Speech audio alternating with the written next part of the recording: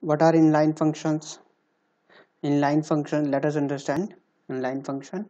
So for this we need to see how a function call works.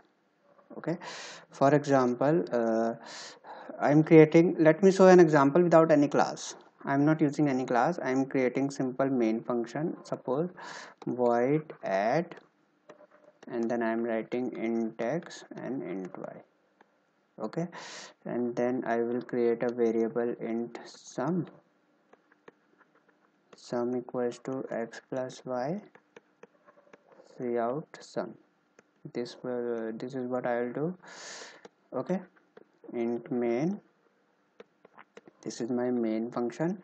Inside this I am writing, suppose int a equals to 10, b equals to 20, and then I am calling this add function 10 comma 20.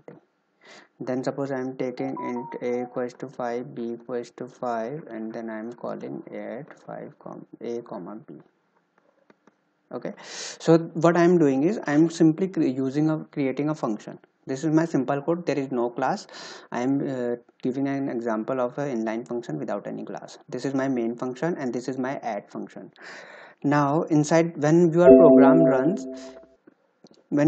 runs, it will always start from main function. It will come here, then it will come here, then it will come here, then it will come here. Now here you are calling the add function, right?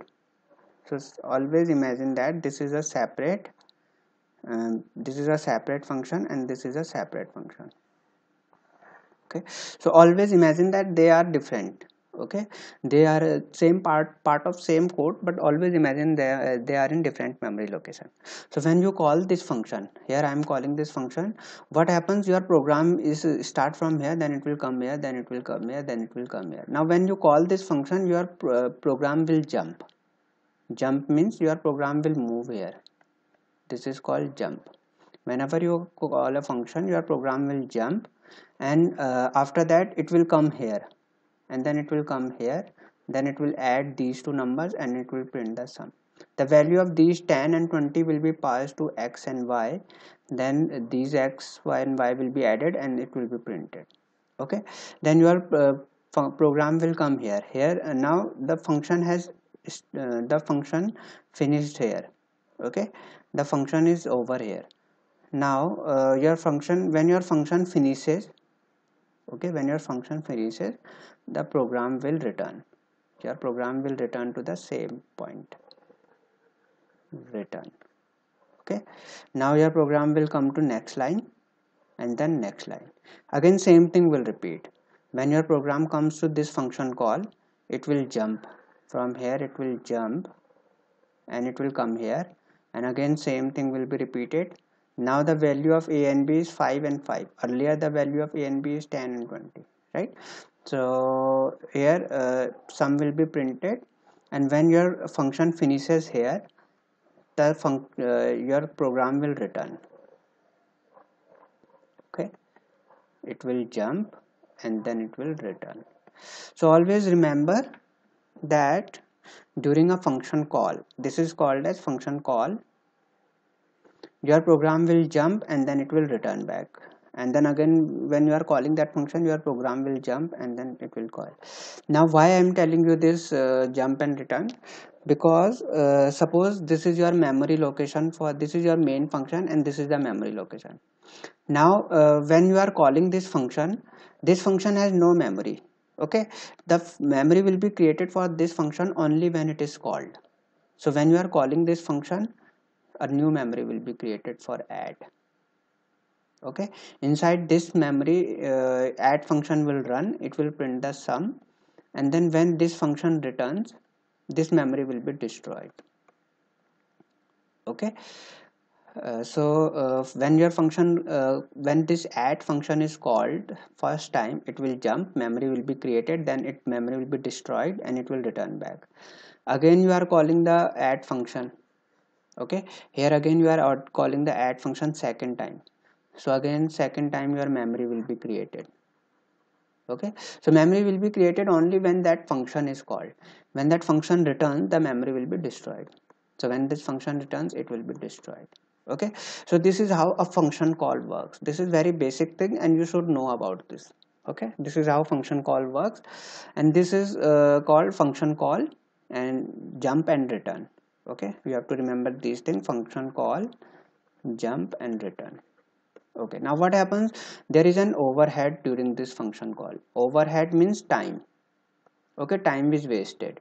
Why? Because when you are calling this function, your new memory has to be created here, and then variables need to be created. You need to assign variables.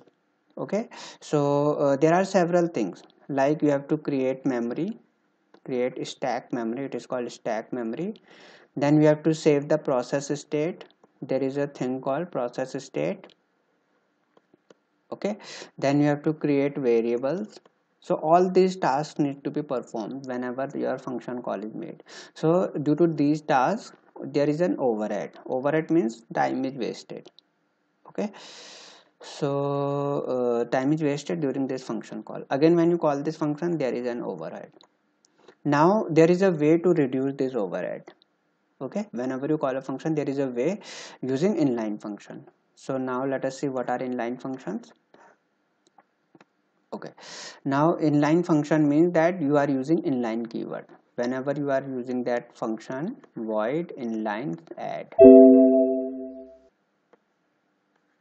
Okay, and then I will write two parameters. Again same thing, I will take int sum equals to a plus b and cout sum. Okay, now I have written inline here. It means that I am using this function as inline. Now what happens, I am using this function as inline. I will take again two variables, a equals to 10, b equals to 20, add a comma b, a equals to 5, b equals to 5, add a comma b. Okay, okay, now let's see what happens. I am using inline function. Why? To save overhead, to save my overhead, to save my time. How? Suppose this is your inline function and this is separate and this is separate. Okay, now whenever you write this inline keyword, what happens is there is no function call. Why? Because suppose when you are calling this function here, what happens is your compiler will not call the function. Your compiler will simply copy this code and put this here. Your code will be copied in sum equals to a plus b, cout sum. This is what will happen. Again, when your function is calling here second time, again the code will be copied, sum a plus b, cout sum. So here you can see that there is no function call, there is no jump. Okay, this whole code is copied in place of this function call. Now your program will come here, then it will simply copy this code and then it will run this code. Okay, your program is not jumping because that code has come here. Okay, so your program need not jump to that function. That function code is copied here.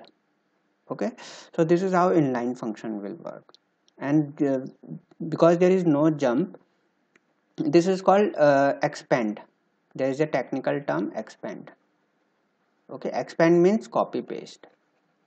Okay, but you will not use the word copy paste, you will use the word expand. So how do you define inline function? Inline functions are expanded and they are not called. They are expanded, not called. This is the definition of inline function. Expanded means the code will be copied in place of that function call. Your function will not jump. Call means your function will not jump to that function. Okay, so why we are using, this is the definition of inline function. What is an inline function? Whenever you declare a function as inline, that function will be expanded and it will not be called. Okay, expanded means the code will be copied. Now this is done internally by the compiler. Whenever you run that program, you will not see any code copied here. The code will remain the same, but when that code is compiled, at that time it will be done. Okay, so you will not see any changes, but that will be done internally when the program is run by the compiler. Okay, so what is an inline function? Inline function are those functions that are expanded but not called. Why you are using inline function? To save overhead. Okay, during a function call there is an overhead, during an expansion there is no overhead. Okay, okay, so let's come back here. So what is a function call? normal function will be called and inline function will be expanded. Okay, why we are using inline function? Because to save overhead. What is the disadvantage of inline function? Your function code will increase. Means you are copying this function code here, no? You are copying this here, then again 2 times. Suppose if you are calling this function 10 times, then it will be copied 10 times. Okay, so your code size will increase. What is the significance of inline function?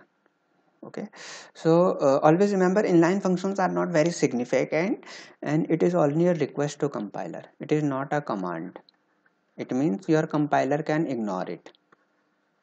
Your compiler can ignore inline keyword. Why? Because sometimes it is not suitable to copy the code. It is always suitable to call the function. Okay, when your compiler will only inline very small code, very small function should be inline.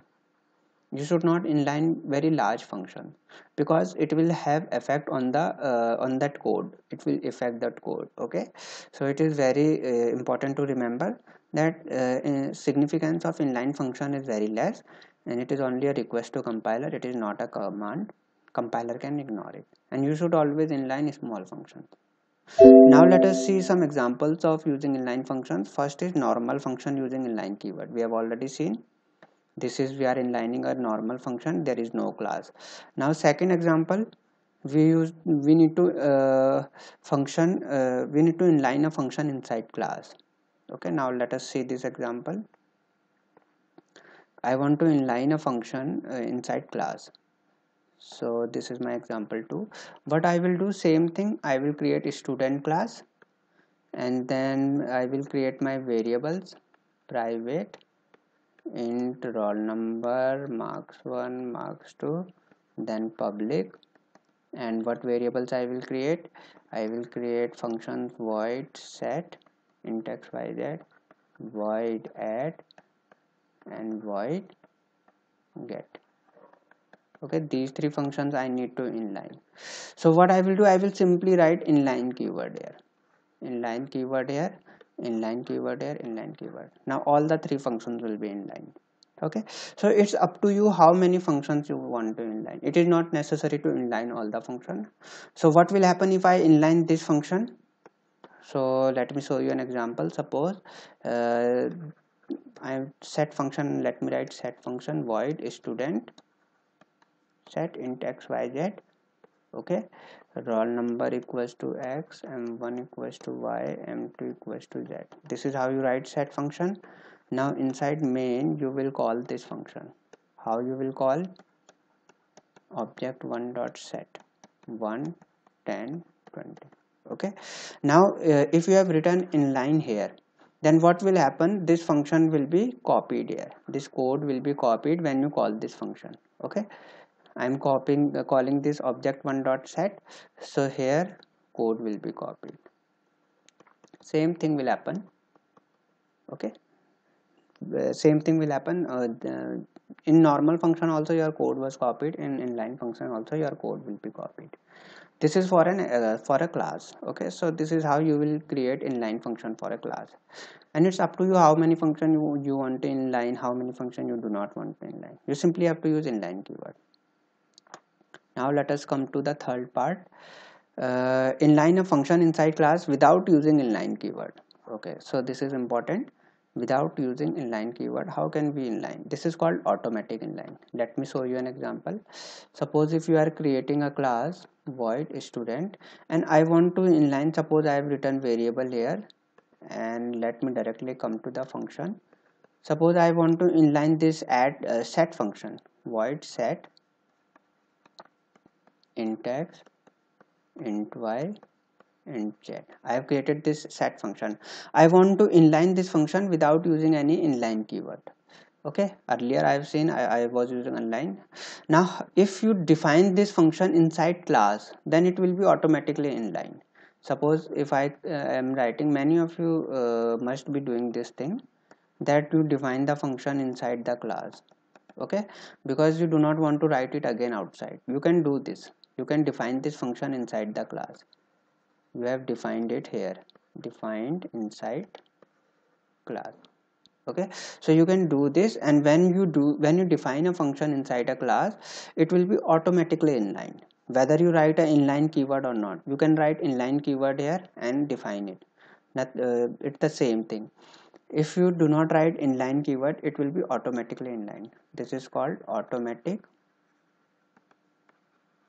inline. Okay, so whenever you define, now you need not define it outside the class. If you are defining it inside class, you need not define outside the class. You need not define outside class. Okay, so your function will be inlined in this manner. When you so always remember, this is automatic inline when you define it inside the class. Okay, that's it. So we have seen these three examples of inline function: inlining a normal function using inline keyword, function inside class using inline keyword, function inside class without using inline keyword, or automatic. That's it.